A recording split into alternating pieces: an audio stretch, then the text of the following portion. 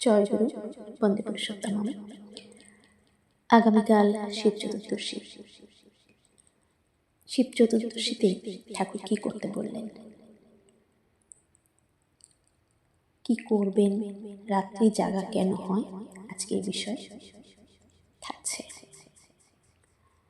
শিব চতুর্দশীতে আপনারা যারা মন্দিরে গিয়ে জল ঢালবেন বা বাড়িতেই যারা ঢালবেন, জল ঢালার আগে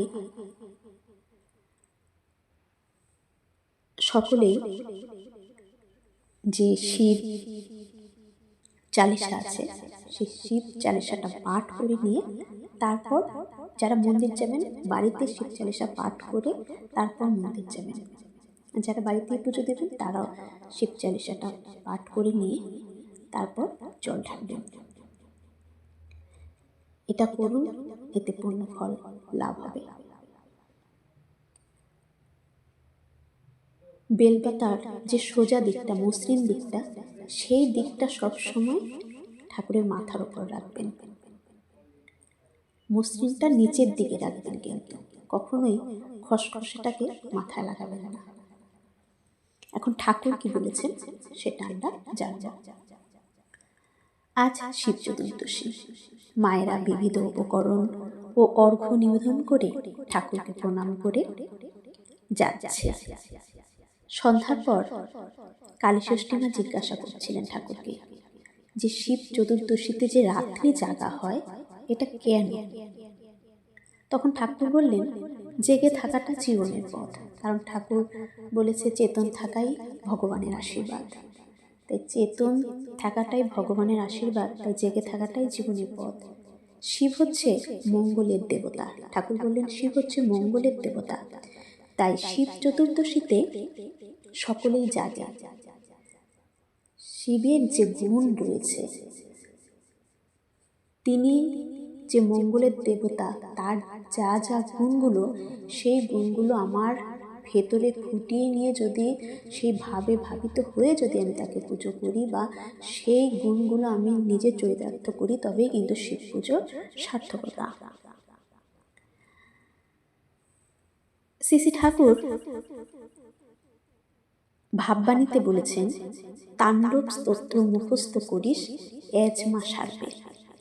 তাই ঠাকুর বললেন যে শিব তাণ্ডব স্তোত্র পড়লে নাকি এজমা সারে। সাথে সাথে ছন্দের মাত্রা, উচ্চারণ এসবও ঠিক করে করা লাগে। তারপর দুলে দুলে তাল দিয়ে দিয়ে আবৃত্তি করলেন।